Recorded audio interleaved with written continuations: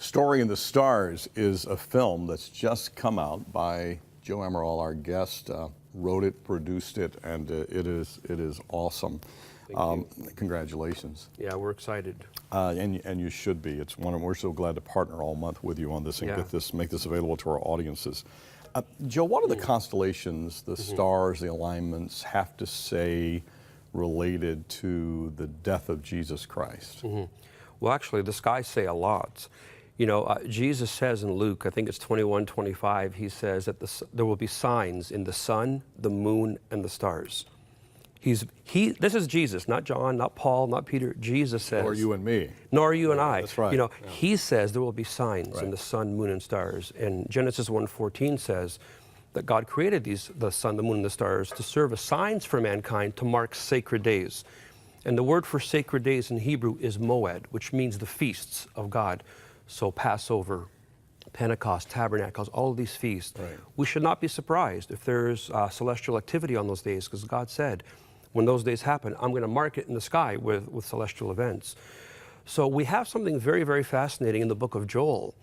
It's very prophetic. It's very kind of end times. And if you're into that, you've heard it before, you know, that the sky will turn dark and the moon will turn to blood on the day of the Lord.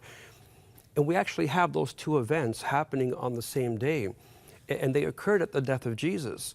When I began to look at the constellations, and it came from Revelation 12, because John looked up and he saw a woman and he saw a dragon, and all these kind of freakish signs.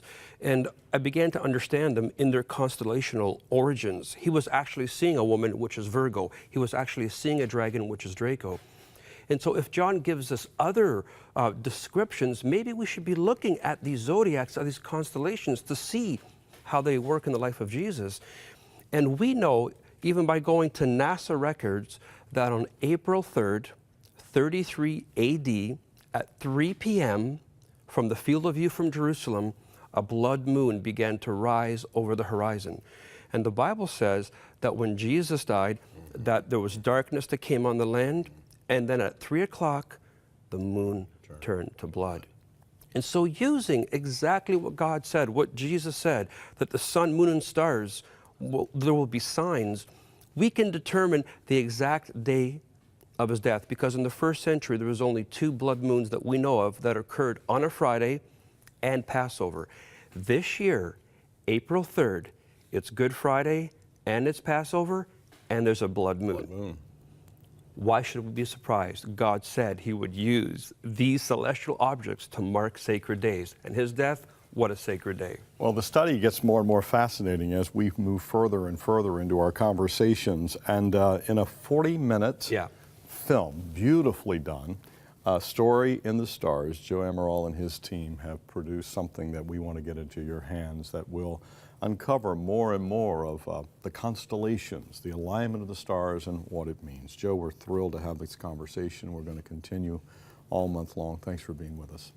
And thank you very much.